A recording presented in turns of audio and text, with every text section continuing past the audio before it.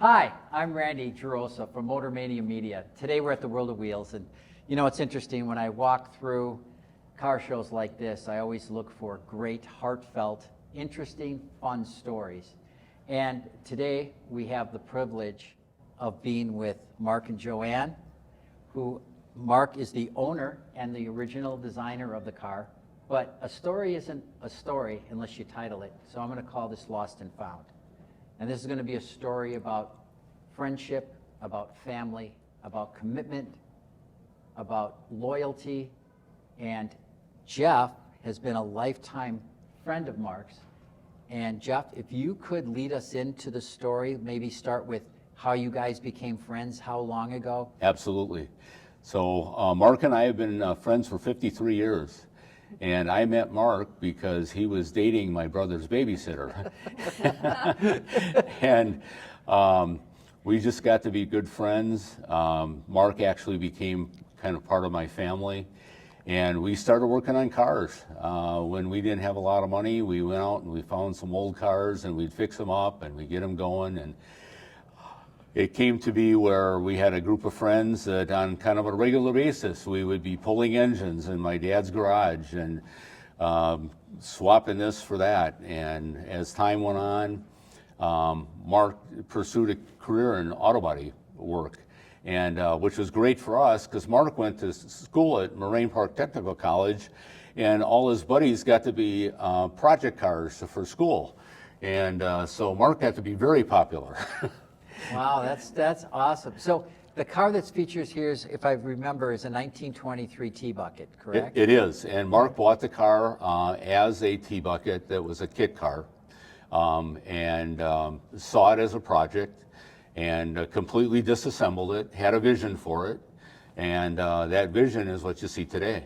And tell me about your involvement in the vision. Were you part of helping him in that, or was your relationship before or after? The relationship was before. We built a lot of cars together before the T-Bucket, and Mark and Joanne got engaged. Mark pulled Joanne into his car hobby. Okay. And was that before the T-Bucket or after? He bought the T-Bucket when we were first starting to date, Okay. and he would drive over after he was done at work in the body shop with his uniform on, looking all great and hot, and I would I just like be that. getting home from work, and it would be hot outside, and he would pull up in the T-Bucket, and I would go outside, and we would chit-chat, and my brother would be taking pictures of, you know, here's his sister with a new boyfriend in this fancy car.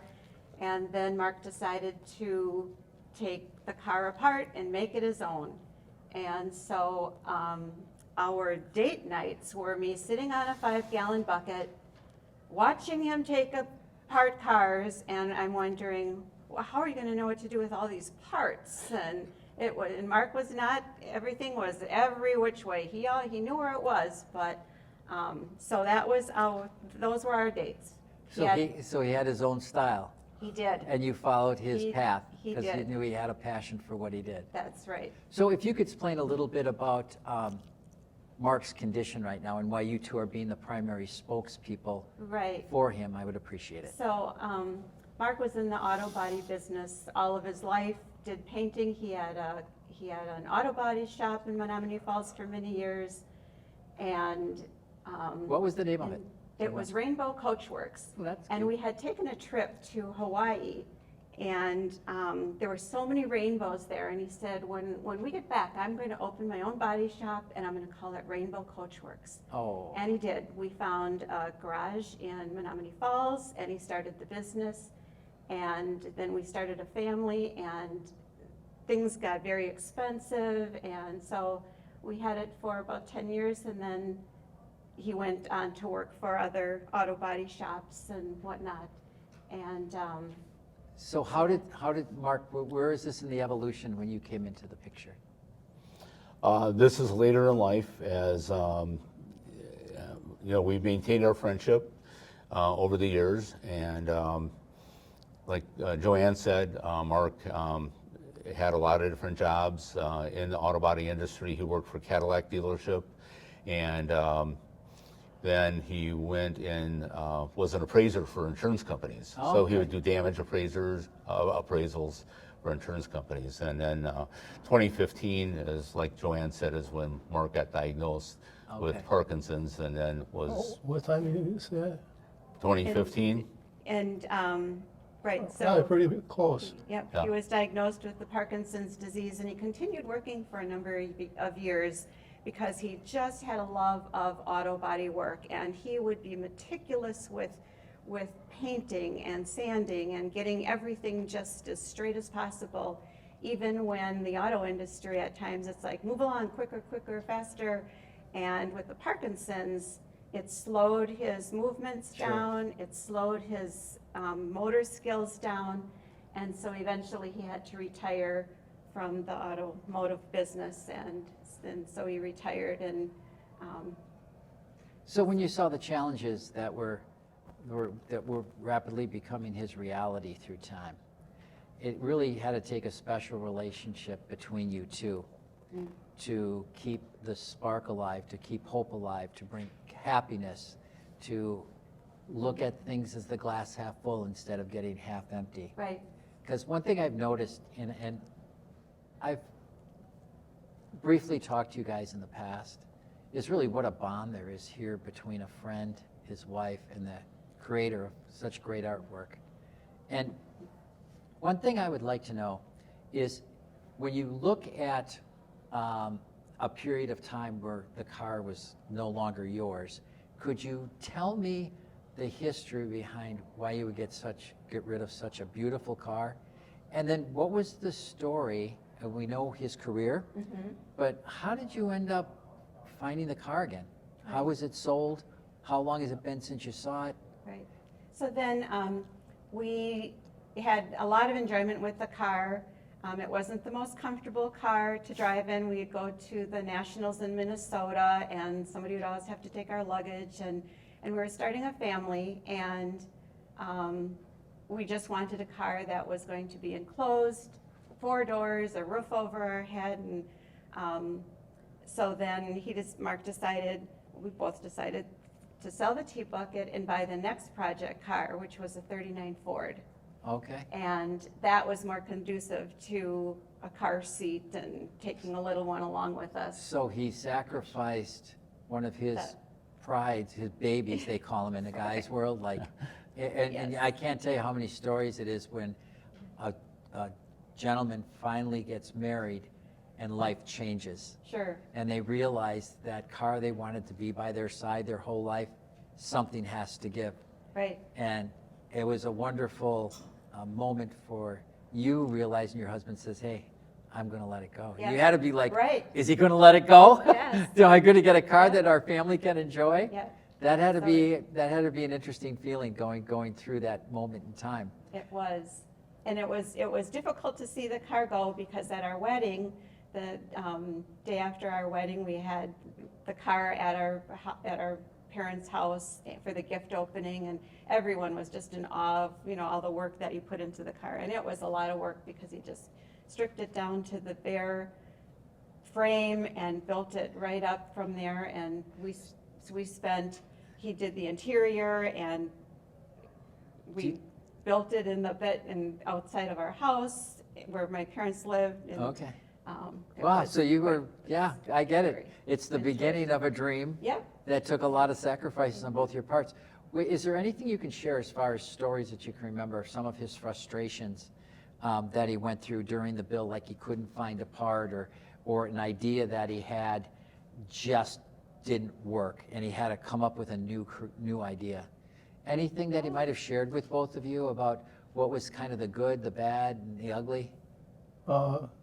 Definitely the Finn.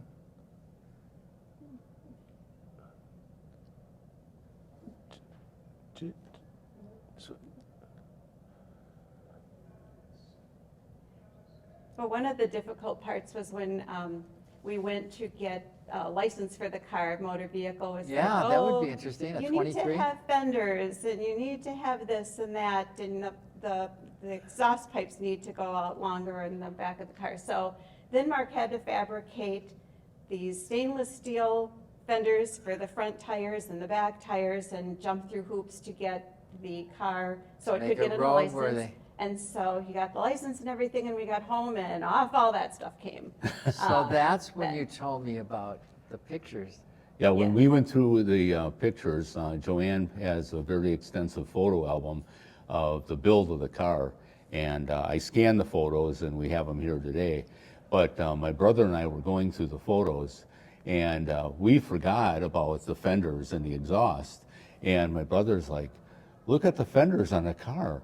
And they were makeshift fenders, but they were fenders. Sure. According to He just wanted to be DOT. code. Right. Yep. And then there was a makeshift exhaust that went beyond the back axle to make it legal to be able to get it licensed.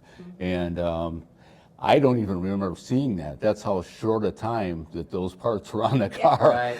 Just get it from point A to B. It's thrown up the Yep. beauty of my creation. Let's get road legal so we don't get pulled over. I totally get that. Yeah. That's great. So now you sold the vehicle for your family, basically, right? Right. Made a sacrifice. And now the car's gone. And so your life moved on. And then what happened where we have the lost and then the found? Well, the found came last May. Okay. My wife, Debbie, my brother, and I attended a car show in Rockford. And it was a very large show. It was about 650 cars. We spent about half of the day at the show. There happened to be a coffee shop across the street. We walked across the street, and I call it a moment of fate. Absolutely. We walked across the street. We were at the entrance of the show, and this tea bucket comes rolling down the street. And I looked at my brother, and we didn't even say a word. The car turned, and we saw the mural on the back, and we both just got chills. Wow. We're like, oh my God, that's Mark's car. Wow. So we literally ran after the guy till he parked the car Yeah. and attacked him pretty much and said, "I know who built this car." And the car was overheating, and there was a story about that. But anyway, so about 3 months before that, we just happened to be over to Mark and Joanne's for the purpose of going through old car pictures. Sure. So I had taken pictures of Mark's car, and I had them on my phone. So I pulled out my phone, and I said, "Look, this is my friend in 1976 that built this car." And the guy said, "I just got chills." Oh, wow. That is just, So as a coincidence, the guy brought the car there on behalf of a friend who has had a car collection. He has diminished health, and he was starting to divest his collection. So he's not a car guy, but he's doing this as a favor for his friend. okay. And so the following week, we made arrangements to take Mark and Joanne back to Rockford to the owner of the car so that he could see the car. Got it. The following week, Mark hasn't called me on the phone in a while. I get a phone call, and I see it's Mark on my cell phone. Sure. I'm like, I answered the phone, and we're having a conversation. And through the conversation, I said, "Mark," I said, "the gist of what you're telling me is you want to come over to my house to talk about going and buying the car back."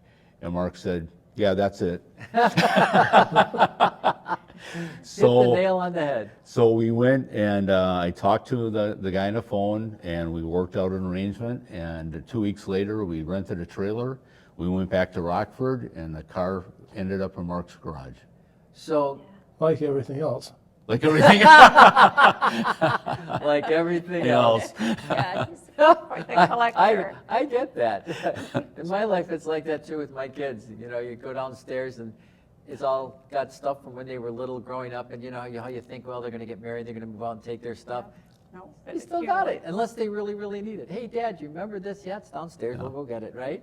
I totally get it. So that's just tremendous. So, okay, so you've got the car back in your possession, correct?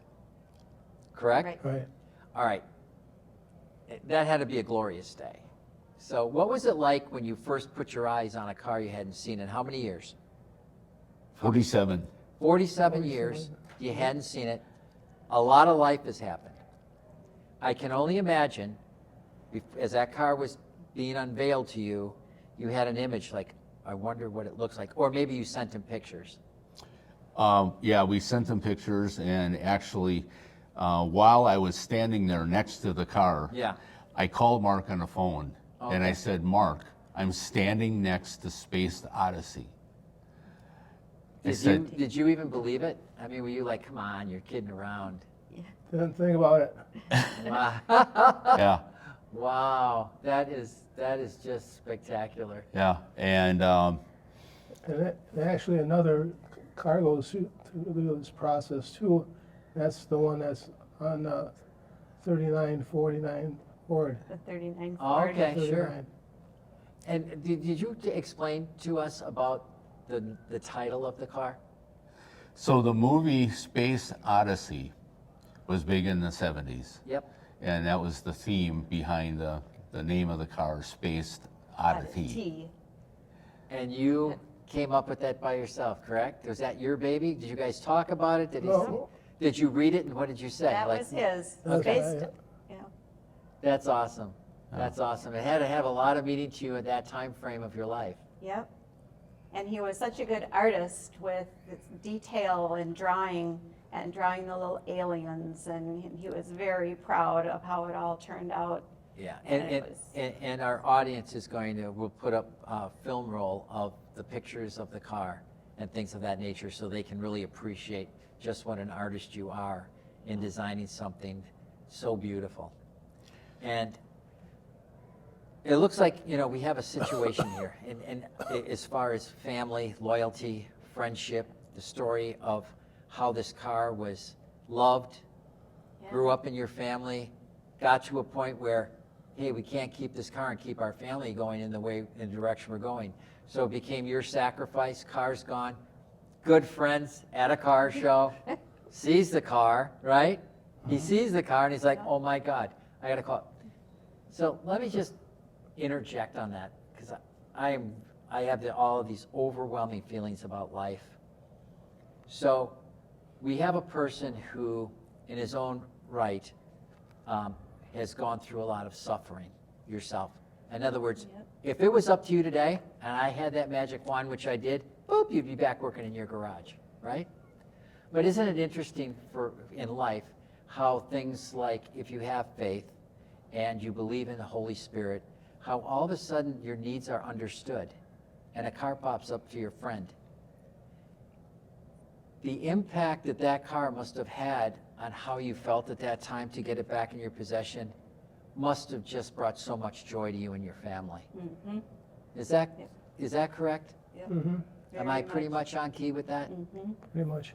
Okay. And it's like a ring, it's just full circle. It just came full circle from when he built it, and then it was gone, and then dear Well- friend friend finds it, and it's just like a ring of love all the way Yeah. around, from building the car to the love of a dear friends Debbie and Jeff, And if you think about it, which is really, really interesting, is your passion is still alive because where your car goes, you go. If that car was never found, would you have been at a show like this today? No. Right. No. There you go. Yep, Prayers answered. yep. Mm-hmm. That's awesome. So the 39 that Mark bought Yeah. or built, Yeah. What happened to that car? Started to build. started to build, Okay. actually ended up here at the World of Wheels on display. It was truly a show car. So he built Wow. another masterpiece. Oh, that's awesome. Yeah.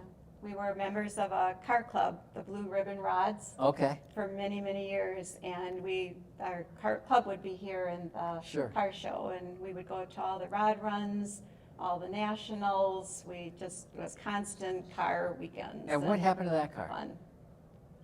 Do you know? That, Did you sell it? right, we sold it. Okay. And yeah, I'm not sure who bought the car, but You said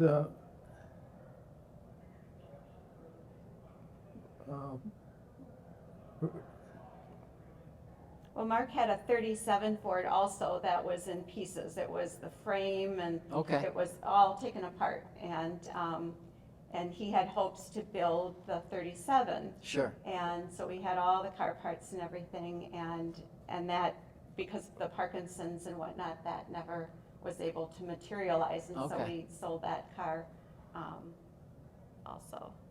So it's got to be kind of cool being at the World of Wheels today, Oh, seeing that car. yes. And what I understand is that, Jeff, you had some sort of work that you did to help Mark out in doing some restoration of the car for the show today. Can you Well, explain so I told the story, I know last year to you, and I got to know John Bagley real well. Sure.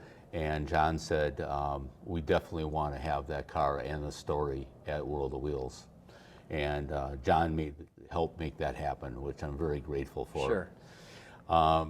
So when we got the invitation, I went over and I sat down with Mark and Joanne, and knowing Mark, I said, what would you like to do to the car to get it to show ready? And so we made a list of parts and things that we wanted to do. And I took the pictures. I tore the engine down to the block. Wow. And I repainted it to the original color, and we put it all together, and we might have added a little chrome parts here and there. But I got a green light to go shopping, which was fun. For me, the last 3 weeks working on the car has just been a labor of love. That's awesome. And to be able to do that and bring the car to where it is and have it here today for my friend is the greatest gift that I've had. Yeah. Yep. I think that says it all. Yep. Yeah, for I think sure. that says it all. Yeah. So this has been the culmination of not only what's happened recently, but our 53-year friendship. Right. Wow. And who would have thought, right? Who would have thought? Right. And that's the amazing story behind And these shows. People see beautiful things, but they're not real until you know the story. Right. And the incredible part is the car as it sits on the show floor today is exactly the way Mark built it 47 years ago. The recent owner had it for 31 years in his collection, and he just adored it and kept it in his collection. And like I said, the only reason he sold it is because he got poor health and he started to sell his car. That's what I mean. I mean, Yeah. the sequence of events is epic for what I believe was a calling to bring that car home. Yeah. Well, like I said, I call it a moment of fate. Yes. And it was, that It we was. were there at that time when the car rolled in. I mean, it's just, that doesn't happen by accident. No. And Jeff was the best man at our wedding. And Mark was mine. And I always say Jeff is the best man because of all that he has done for us. And he just stepped in. And when he had talked about the World of Wheels and he proposed it, and he said, Joanne, you don't need to do a thing. I will handle everything. And it was music to my ears because it's difficult getting out and about and Sure. maneuvering, and Jeff just makes it happen, and he's just a blessing. We are just blessed with wonderful friendship. So to wrap this up, really in this world, what we need more of and what this group has shown us is really what love, compassion, and selflessness and not selfishness can do in this world. And to watch 53 years go by, to have a friendship that began, the loss of a treasure for a sacrifice for a family, a friend that found the car, one out of a billion probably, to bring the car home, for this man to get young again, take a look at it, go out and see the world. That's a great story. Thank you for taking the time. Thank you. Thank you, Randy. Thank you so much.